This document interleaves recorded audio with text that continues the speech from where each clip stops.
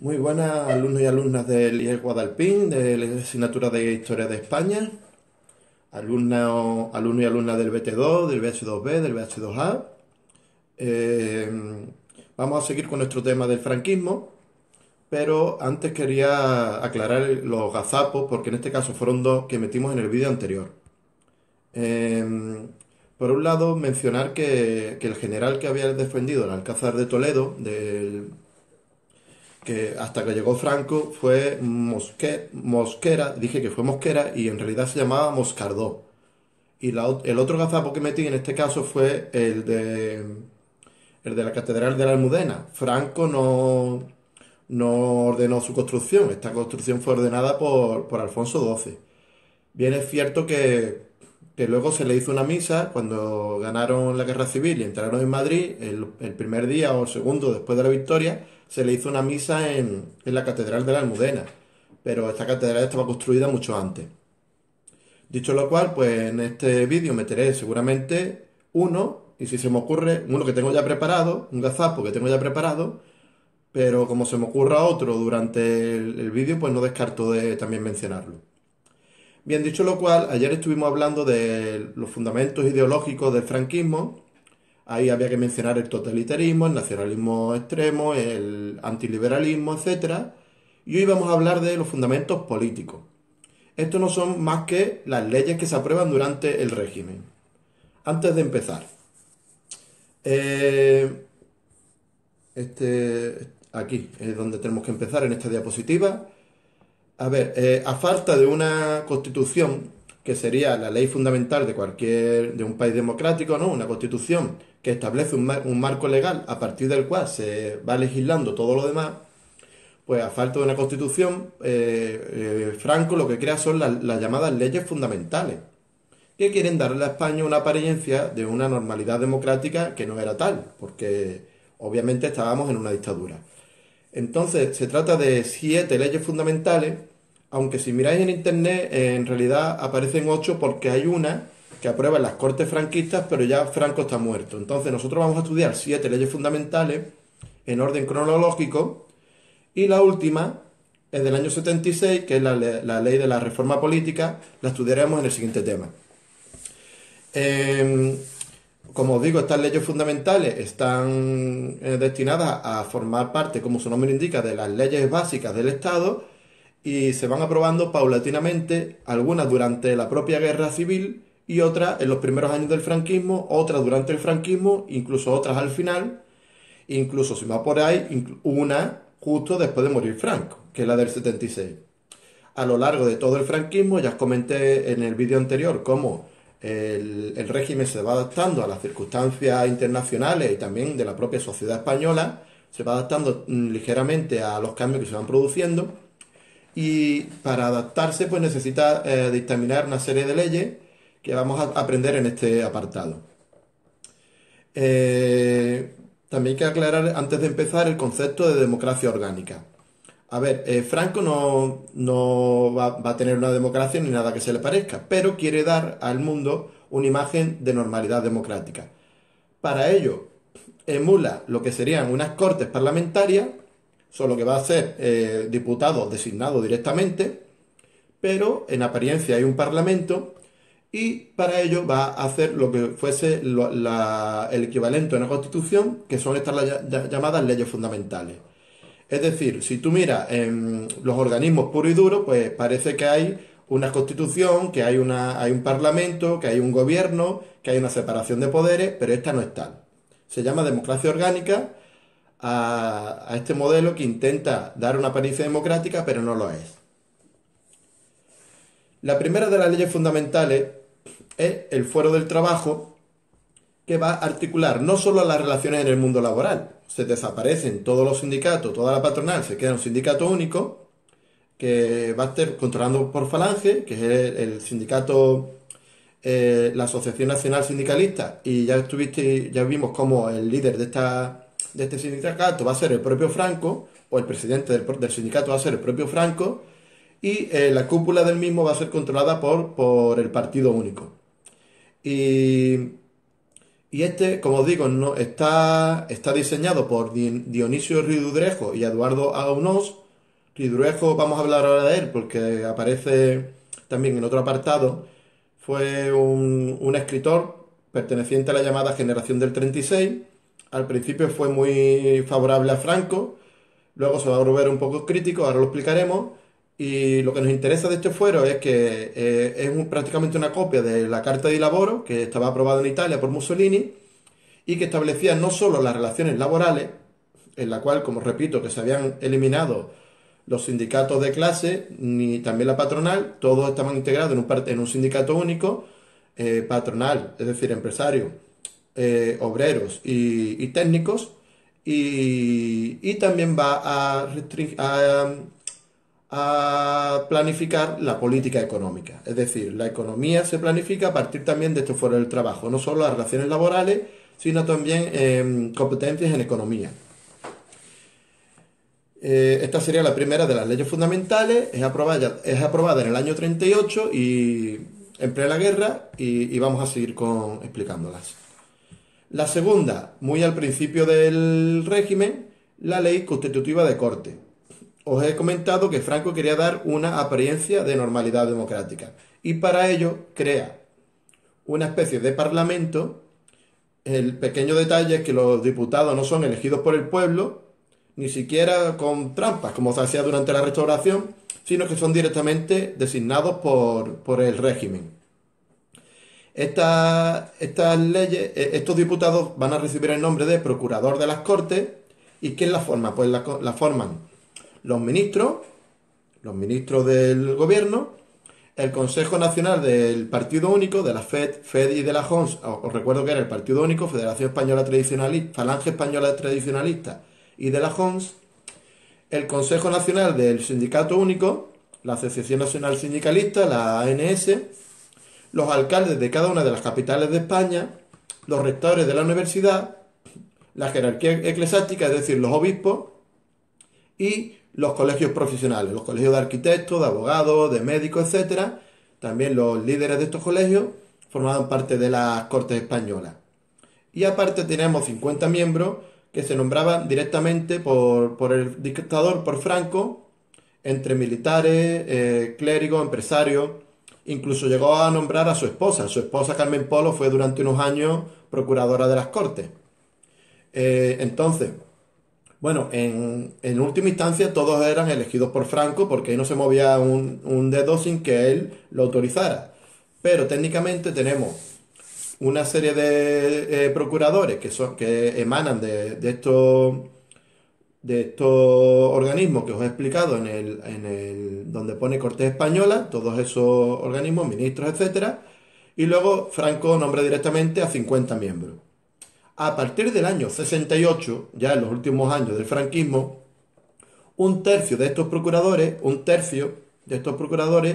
van a ser elegidos por elecciones.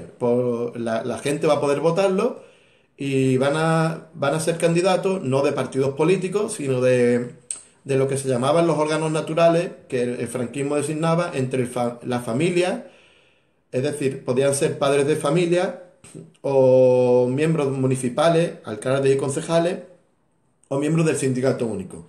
Es decir, no hace falta que lleguéis a tanto detalle, pero sí que mencionar, cuando habléis de la ley constitutiva de corte, que ésta sufre una modificación en el año 68 y que un tercio de los miembros van a ser elegidos, y sí mencionar al menos que la elección de los mismos está restringida, que no cualquiera puede presentarse, simplemente. Estas cortes, para reafirmar su carácter de que era un auténtico paripé, que no servían no estaban solamente para dar apariencia democrática cuando no lo era, pues que veáis que solo se pueden, esta ley solo puede aprobar las leyes que presentará el gobierno, esta Cámara. Es decir, un parlamento normal normalmente tiene funciones legislativas, de inventarse las leyes, se proponen las leyes y tienen que ser aprobadas por todo el Parlamento. Pero en este caso las cortes, los procuradores de estas cortes simplemente eran consultivos. se le presentaban las leyes por parte del gobierno, y el gobierno estaba controlado por Franco, y ellos solamente podían refrendarlas, aprobar unas leyes que ya le venían dadas. Entonces la separación de poderes que quieren aparentar no lo era tal. Bien, aquí aparece Dionisio Ridruejo. Os he mencionado que fue uno de los que elaboró la Carta de Laboro, y otra de las cosas curiosas es que formó parte de la División Azul. La División Azul fue un destacamento que envió Franco a la Segunda Guerra Mundial. Aunque se diga que España no participó en la Segunda Guerra Mundial, lo cierto es que se mandó a un ejército, y este hombre fue voluntario de este ejército. Luego sería ministro de la propaganda franquista hasta el año 41, y después, cuando Franco se va alejando del fascismo, él se va distanciando también del régimen. Va a morir curiosamente el mismo año que Franco, en 1975. En el año 1945 se establece el Fuero de los Españoles, que quiere hacer las veces de una constitución. Es decir, en el Fuero de los Españoles se elabora una serie de derechos y deberes, como podría ser la Constitución, por ejemplo, de 1876. Muchos de los aspectos que se redactan en este Fuero de los Españoles en la Constitución de 1800, están cogidos de la Constitución de 1876, pero las libertades políticas que se pretenden no son tales, puesto que existía un montón de restricciones para formar un partido, estaba prohibido, para ejercer la política, pero bueno, sobre el papel existía ese derecho y venía recogido en el Fuero de los Españoles. ¿Para qué elabora entonces este fuero si realmente no va a ser efectivo, si no se va a poder llevar a cabo, si no va, los españoles no van a poder ejercer su derecho? Pues se elabora para darle a el mundo una apariencia de normalidad democrática. Fijaros que casualmente se redacta el año en que definitivamente Alemania e Italia han perdido la Segunda Guerra Mundial, y se está estableciendo un nuevo orden internacional, y Franco tiene que adaptarse a las circunstancias y dar una apariencia diferente a la del régimen fascista que había hecho hasta ahora. Entonces se establece el Fuero de los Españoles con esa idea. Mirad, aquí aparece una manipulación del Ministerio de la Propaganda que dirigía Dionisio Ridruejo, no ve qué nombre. Fijaros cómo en la imagen original aparecen Franco y Hitler, y Franco no aparece bien favorecido porque aparece con los ojos cerrados, etcétera. Y bueno, lo de los filtros de Instagram pues no era una cosa nueva, esto ya existía en su momento, solo que era más elaborado. Y fijaros cómo en la primera foto ya manipula un poco la imagen, y en el segundo la manipulan totalmente.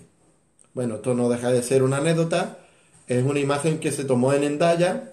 Hablaremos de este encuentro un poco más adelante en la evolución política.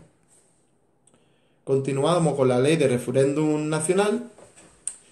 A ver, Franco reconoce el sufragio universal tanto para los hombres como para las mujeres, y es otro de los intentos por parecer que tenemos una democracia o una normalidad democrática dentro del país cuando no lo era. Y por tanto se establece una ley de referéndum nacional en la que se dice que si se va a aprobar una ley que afecte considerablemente a todos los españoles, esta sería consultada por parte del Estado a todos los españoles. En este caso, los hombres y mujeres mayores de 21 años serían consultados en forma de plebiscito. Os recuerdo que un plebiscito es una pregunta que se hace con dos opciones, sí o no, para aprobar o no alguna medida. En este caso, el régimen va a recurrir de cuando en cuando a algunas consultas populares, aunque la realidad es que luego se establece un pucherazo y salía siempre lo que quería el régimen. Pero es verdad que se establecían unas consultas y el pueblo podía ir a votar, aunque daba igual lo que votara, porque luego el régimen iba a poner los resultados que le diera la gana. Otra ley, un poco más tarde, en el año 47, es la ley de sucesión a la jefatura del Estado. A ver, esta ley, por ejemplo, va a ser una de las primeras que se someta a referéndum, y que sea aprobada por una abrumadora mayoría. ¿Por qué? Pues porque se hizo pucherazo. ¿Qué establecía esta ley? Declara España va a ser una monarquía, pero una monarquía hasta a partir de que Franco falte. Quiere decir, España se constituye como un reino, pero se nombra a Franco jefe vitalicio, mm, jefe de Estado vitalicio, y una vez que muera Franco, entrará el nuevo jefe de Estado en forma de rey. ¿Quién va a ser el rey? Pues va a ser alguien que tenga más de 30 años, que jure las leyes fundamentales del reino, estas leyes que hemos visto que se están aprobando y algunas que se van a aprobar posteriormente, y la ley de los principios del movimiento, que también veremos luego lo que es. En esa línea, más allá de la aprobación de la ley de la jefatura de Estado, de la sucesión a la jefatura de Estado, quién va a ser el jefe de Estado cuando falte Franco? En ese sentido tenemos un acuerdo entre Franco y Juan de Borbón, que era el padre de Juan Carlos I. Perdón. Juan Carlos I va a ser el futuro rey de España, y Juan de Borbón, que era su padre, llega a un acuerdo con Franco para educarlo en Madrid. De modo que el pequeño Juan Carlos llega a España con 11 años y es educado bajo el ala de Franco. Curiosamente, Juan de Borbón va a ser un rey que va a ser padre de reyes, porque va a ser padre de Juan Carlos, hijo de rey, porque es hijo de Alfonso XIII, pero él no es rey, curiosamente. Está enterrado en el Escorial junto con los demás reyes, pero él en concreto no fue rey. Don Juan renunció al trono en favor de su hijo. Se crea en el Consejo del Reino, un órgano asesor que va a ir educando a Juan Carlos y también asesorándolo para el día de mañana cuando sea rey, y el Consejo de Regencia, pues que sería un organismo que si por lo que fuera faltase el jefe de Estado, en este caso si muriera Franco antes de que Juan Carlos fuera mayor de 30 años, pues para asumir la regencia en ese periodo.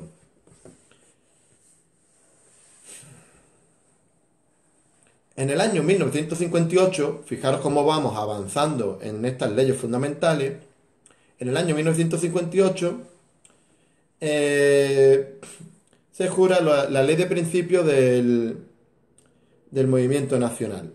Vamos a ver. Falange Española Tradicionalista y de la Jons ya había sido creada como partido único durante la guerra. Pero ahora lo que se hace es fijar unos estatutos dentro de Falange Española, darle un aire más moderno al partido, suprimir todo todas las reminiscencias del fascismo, como el uniforme, el himno, los desfiles, el saludo con el brazo en alto, y darle un aire más moderno. Y para que no pareciera tan fascista, se le llama genéricamente el movimiento. A partir de ahora, aunque ya se venía hablando de él anteriormente, ahora oficialmente, cada vez que se hable de toda la amalgama de derechas que se había integrado en el Partido Único, se va a hablar del movimiento, para no distinguir entre carlistas, falangistas, cedas, monárquicos, etcétera. Se habla del movimiento nacional, y todas las leyes que se han aprobado hasta ese momento vienen recogidas en la Ley de Principios del Movimiento Nacional. Esta ley es de 1958, y cuando Juan Carlos I jure el cargo, jure que va a desempeñar el cargo después de ser jefe de Estado, después de que muera Franco, va a tener que jurar la Ley de Principios del Movimiento Nacional. En el año 67, una ley orgánica del Estado va preparando ya el terreno a que Franco no va a ser eterno, y separa los cargos de jefe de Estado y de jefe de gobierno. Es decir, hasta este momento y desde la guerra, desde enero del 38, que nos vamos a bastante antes, Franco era al mismo tiempo el presidente del gobierno y el jefe de Estado. A partir de ahora se van a separar los cargos. Aunque la figura de Franco sigue conservando los dos puestos, van a ser dos cargos diferentes. Y en el año 73, Franco abandona la jefatura de Estado perdón, abandona la jefatura del gobierno y solo va a ser jefe de Estado. Y va a nombrar a un presidente del gobierno que será Carrero Blanco. Aparte de la posibilidad de separar estos dos cargos que establece la Ley Orgánica del Estado del 67, también se suprimen algunas señas del totalitarismo. Ya se habían suprimido algunas con la ley de los principios del movimiento nacional y ahora se sigue avanzando en esa adaptación a los nuevos tiempos, a la imagen de aperturismo y se van suprimiendo algunas señas del totalitarismo en la Ley Orgánica del 67. Y otra de las leyes fundamentales del año 69 es la ley, es cuando en el año 69 Juan Carlos I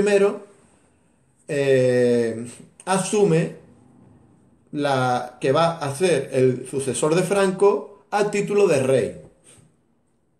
Es decir, ahora es cuando Juan Carlos I jura los principios del régimen, jura que va a crear una monarquía continuista y que cuando muera Franco él va a asumir el puesto y que no va a tocar nada. De hecho, Franco cuando muere piensa o se le atribuye una famosa frase que dice lo he dejado todo atado y bien atado porque Juan Carlos I le ha prometido que no va a tocar nada de lo que él ha dejado, que va a hacer, asumir su puesto y que va a mantener una continuidad con el mismo régimen. Otras leyes fundamentales que se aprueban durante el régimen y que van cambiando según la etapa, porque sufren periodos de digamos, de mayor persecución y otros periodos de más permisividad, en la ley de prensa. La ley de prensa en los primeros años del régimen es muy dura, la censura es muy férrea, luego hay se suaviza un poco, al final del régimen se vuelve a endurecer. Lo mismo pasa con la ley de libertad religiosa, que poco a poco al principio solo se permite la religión católica, luego se abre la posibilidad a que alguien pueda tener otra religión, aunque no se le permite eso, ostentación pública. Es decir, tú puedes ser musulmán, pero no te pongas a rezar en la calle o no te pongas a construir una mezquita, pero se te permite que seas musulmán. Y son leyes que temporalmente van suavizando la imagen del régimen. Todas estas leyes hay que tener en cuenta que aunque quieran dar una apariencia de normalidad democrática o de una garantía, que el Estado garantiza ciertos derechos, la realidad es que existe una gran sensación de indefensión por parte de los españoles. Es decir, estamos en una dictadura y aunque haya leyes que sobre el papel te dan ciertas garantías procesales, que no se te puede vulnerar tus derechos básicos, todo eso es sobre el papel. En la realidad no existía ni separación de poderes, puesto que tenemos que tener en cuenta que el poder ejecutivo controla el legislativo, lo que es lo mismo. El gobierno controla las cortes, porque las cortes no pueden aprobar nada que no le venga del gobierno, y el gobierno a su vez está controlado por Franco. Por lo tanto, Franco controla tanto el gobierno como las cortes. Luego, no existe la igualdad ante la ley porque existen tribunales especiales existen tribunales de excepción que podía nombrar el gobierno según le viniera en gana. Y por supuesto tener en cuenta que la ley el estado de guerra no se levantó hasta muchos años después de terminar la guerra civil y por tanto en los primeros años del régimen hubo gente que fue juzgada por un consejo militar y no por un tribunal ordinario. Entonces, claro, a lo mejor en el año 41 o 42, en lugar de juzgarte tus delitos, un tribunal ordinario te juzga un tribunal de guerra que va mucho más rápido, que contempla en la mayoría de ocasiones la pena de muerte, y esto es lo menos parecido a un régimen democrático que existe, ¿no? No existe ningún tipo de garantía procesal ni democrática. Bien, estos serían los fundamentos políticos del régimen. Antes de avanzar, quiero hacer un breve repaso de todos ellos. Os he dicho que son 7, es decir, los fundamentos políticos son las leyes fundamentales que van formando parte del Estado franquista a lo largo de todo el régimen. Y os recuerdo que son 7 y la octava la estudiaremos en la transición. La primera, el Fuero del Trabajo, que por un lado regula la política económica y por otro lado toda la legislación laboral. Suprime todos los sindicatos, la patronal, y son integrados en un partido único. Y está inspirada en la Carta de Lavoro de Mussolini. Segundo, la ley constitutiva de Cortes. Para dar una apariencia democrática, se llenan la Corte de los diputados, el Parlamento se llena de diputados, llamados procuradores, pero estos son designados directamente por Franco o sacados de los organismos oficiales como el Partido Único, el Sindicato Único, los alcaldes de las capitales, etcétera. La tercera, el Fuero de los Españoles, que es una redacción de derechos y deberes que quiere dar la apariencia de que España tiene una constitución. Se inspira en la constitución del 76, pero es papel mojado. Es decir, no existe ninguna garantía de que estos derechos se cumplan. Solo que Franco quiere dar la apariencia de que tiene una constitución para España. Cuarta, la ley de referéndum nacional. Establece unos mecanismos electorales. Es decir, Franco abre la posibilidad a consultarle al pueblo determinadas decisiones. Jamás va a haber unas elecciones para ver quién es el presidente del gobierno ni nada por el estilo. Pero determinadas leyes se les consulta al pueblo, a aquellos mayores de 21 años, tanto hombres como mujeres. Tener en cuenta que la ley de referéndum nacional establece, por ejemplo, aunque establece el derecho de los españoles a elegir, luego seguía existiendo el pucherazo. Luego el Estado ponía los resultados que le diera la gana. Si alguien se atrevía, que lo dudo, a votar algo en contra de lo que dijera el Estado, daba igual porque el Estado iba a sacar lo que le diera la gana. La ley de sucesión a la jefatura del Estado del año 47 fue la primera sometida a referéndum por aquellas, según las normas que habíamos establecido en el año 45 y establece los requisitos que ha de cumplir el futuro jefe de Estado cuando falte Franco, que se llama mayor de 30 años, que jure los principios del régimen, etcétera. En la línea de esta ley hay que mencionar que ya se fue preparando, uno de los candidatos era Juan Carlos I y el futuro Juan Carlos I, y para ello Juan de Borbón, el padre de Juan Carlos, y Franco llegan a un acuerdo y mandan a Juan Carlos a España para que sea educado en Madrid y sea preparado para ser el futuro rey. También se crea el Consejo de Estado y el Consejo de Regencia con este organismo. Luego tenemos la Ley de Principios del Movimiento Nacional, que es del año 58, y en ella tenemos a Falange Española tradicionalista como partido único. Ya sabéis que se había formado durante la guerra y ahora lo que se hace es modernizar un poco el partido, y luego una ley orgánica del Estado del 67 que también moderniza y suaviza algunos de los rasgos propios de la dictadura y que eran totalitarios.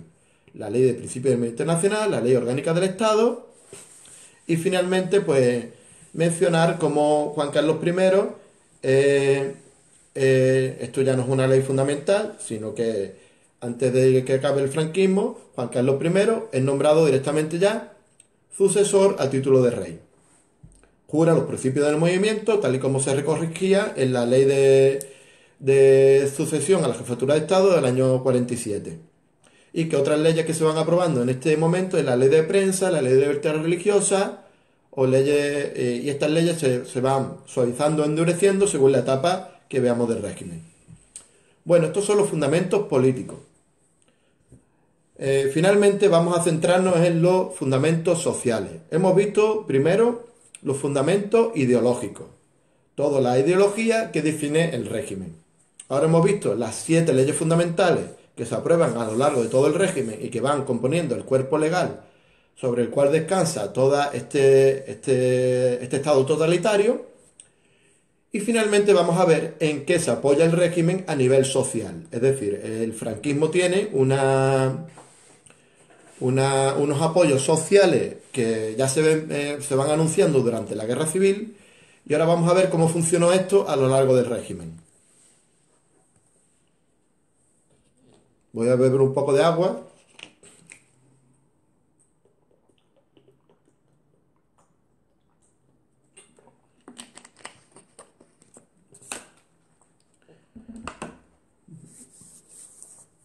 Bien, los fundamentos sociales.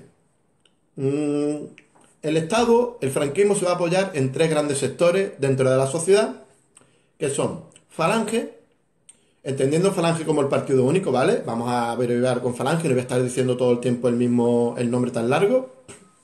Falange, Iglesia y Ejército. Bien, tenemos tres sectores del cual emanan luego la llamada familia del régimen.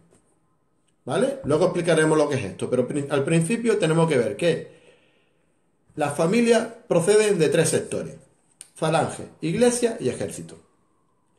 Bien, dentro de Falange vamos a tener que controlan el partido único. Os recuerdo que en España solo había un partido político que procede de aquel partido que se funda durante la Guerra Civil, con una amalgama de todos los partidos de derecha, la CEDA, los carlistas, los monárquicos, los falangistas, la JONS y el sindicato único. El Falange va a tener especial importancia, especialmente en los primeros años del régimen, porque en estos primeros años Franco está muy cercano a Hitler y a Mussolini. Conforme el régimen va viendo que Hitler y Mussolini van a perder la guerra, pues claro, Franco llega en el año 39, la guerra va del 39 al 45, estamos hablando de la Segunda Guerra Mundial, pues él se va distanciando poco a poco y le va quitando peso a Falange dentro del gobierno, dentro de la presencia en los organismos más importantes del Estado. Luego, por otro lado, tenemos la Iglesia, que es la que le concede al régimen su legitimidad moral. Franco se pone a sí mismo como el salvador del catolicismo en Occidente. Él decía en España, y luego lo elevaba a Occidente, decía que España era la última reserva espiritual del mundo occidental, y para ello pues establece un enorme peso a la Iglesia. Le da mucho bienestar económico, mucha presencia en la sociedad, le da enormes facilidades para que pueda practicar la religión en los colegios, en las empresas, en el ejército. Se controla mucho quién va a misa en los pequeños pueblos. Los curas sirven como una especie de aparato de propaganda del régimen. Y más allá de los aparatos tradicionales de prensa, de radio, de televisión, etcétera, también de cine, pues también tenemos la Iglesia. Y luego hay un concordato con la Santa Sede del año 53 que veremos en la evolución política. Pero hay un acuerdo internacional en 1953 con la Santa Sede. Tener un acuerdo con el Vaticano, con la Santa Sede, te concede un cierto prestigio internacional, puesto que ya estamos viendo cómo, si la Iglesia te reconoce, será que el régimen de España no es tan malo. ¿Vale? Eso a ojos de la comunidad internacional es importante. Y luego el ejército. El ejército va a ser el pilar fundamental del Estado, puesto que prácticamente sin fisura, aunque ya os mencioné ayer que hay algunos sectores que van a ser críticos con Franco, sobre todo los monárquicos, pero prácticamente todo el ejército a una va a apoyar sin fisura el régimen y a Franco como líder absoluto. Es curioso porque luego Franco no se preocupa ni de subirle los sueldos, ni de solucionar su problema de la forma de ascender, porque os recuerdo que el ascenso por mediante la guerra ya no existe, puesto que España no está en guerra. Pero la verdad es que Franco no tiene grande oposición dentro del ejército. Lejos de eso, tiene grandes apoyos. Este sector va a tener especial importancia entre el 39 y el 45, cuando prácticamente acaparen todos los ministerios y ocupen todos los cargos importantes. Y a partir del 45 pues son apartados a un segundo plano, pero nunca pierden preponderancia dentro del Estado. Y como decía, estos tres grandes pilares, familia, partido único, ejército e iglesia, se divide a su vez en la llamada familia del régimen. Y aquí tenemos que entender que, tanto dentro del Estado, como dentro del partido único, como dentro del ejército, como dentro de la iglesia, luego había diferentes organismos, diferentes tendencias, diferentes organizaciones, y todas formaban parte de la llamada familia. Y Franco tuvo la habilidad de mantener a todas estas familias con cierta cuota de poder, pero ninguna tenía demasiado poder. Quiere decir, fijaros por ejemplo en donde explicamos ahí la presencia en los gobiernos. tradicionalmente le daba a miembros de Falange el Ministerio de Agricultura, Trabajo y Sindicato. Tradicionalmente a los carlistas le daba la cartera de Justicia. A los propagandistas, que era un organismo dentro del Partido Único, los que se encargaban de todo la propaganda a favor del régimen, le solían dar el Ministerio de Educación. A los militares, el de Defensa, obviamente. Y a los tecnócratas, que son un grupo de técnicos que proceden muchos del Opus Dei y que luego van a tener gran importancia en la segunda, tercera parte del régimen, pues le daban tradicionalmente los ministerios de Hacienda, de Obras Públicas, de Industria y Comercio. Quiere decir que todas estas familias que forman parte de o bien del ejército, o bien de la iglesia, o bien del Partido Único, tienen su pequeña cuota de poder, su parte del pastel, pero ninguna acapara tanto poder como para hacerle sombra a Franco. Franco mantiene a todas, perdón, con cierto equilibrio, las mantiene a todas satisfechas, pero ninguna llega a acumular tanto poder como para poder desplazar al propio dictador de su puesto. Entonces, por ejemplo, dentro del ejército, pues claro, tenemos una pequeña tendencia de monárquico, tenemos una pequeña tendencia de muy franquista, otros que procedían del fascismo, ninguno de ellos es eliminado, todos son las familias, forman parte de familias dentro del ejército y se le va dando mayor o menor protagonismo a lo largo del régimen. Dentro de la Iglesia Católica, pues lo mismo, tenemos diferentes tendencias, todas dentro del conservadurismo, pero no existe una asociación única. En los políticos, pues igual que el Partido Único procedía de un montón de ramas, estas ramas no es que se hayan juntado todas y creado un modelo homogéneo. O sea, estas ramas siguen existiendo dentro del Partido Único, siguen existiendo los falangistas, los carlistas o tradicionalistas, los monárquicos, solo que forman parte del mismo organismo, pero luego dentro de ellos tienen sus propias asociaciones. Bien, como decía, vamos a esta diapositiva anterior. El Partido Único no solo, digamos que tiene una gran ramificación y todo ello van a ser las llamadas familias, ¿vale? No es que exista un organismo único, sino que está ramificado en diferentes secciones, diferentes organismos y cada uno de ellos, llamadas las familias del régimen, tendrán su pequeña cuota de poder. No solo vale con organismos oficiales, sino que hay que hablar de los apoyos sociales que podemos decir que ha tenido el régimen, pues desde la propia guerra civil y a lo largo de toda la dictadura. ¿Quién van a hacer esto? Pues si no sabemos bien, esto es muy fácil. Aunque sea un poco simplista, porque no es tan sencillo, pero a la hora de elaborar nuestro tema no tampoco vamos a complicarnos. Si nos hemos aprendido en el tema de la República aquellos que estaban en contra de la reforma de la República, o si nos hemos aprendido en el tema de la guerra civil aquellos que apoyaron el golpe, pues son los mismos que ahora van a apoyar el régimen. Es decir, los grandes terratenientes, los empresarios, los grandes empresarios, tanto industriales como financieros, es decir, los dueños de las grandes fábricas o los dueños de los bancos, los campesinos, sobre todo los campesinos que son propietarios, que eran los del centro y del norte del país. Acordaros que esto viene de época medieval casi, lo de que en el norte y centro haya campesinos propietarios y no en el sur, que sean jornaleros. Aquella clase media, sobre todo aquella que se vea asustado o se vean inseguros con el clima de violencia que se había generado durante la República, pues una clase media acomodada que también va a apoyar al régimen y el alto funcionariado.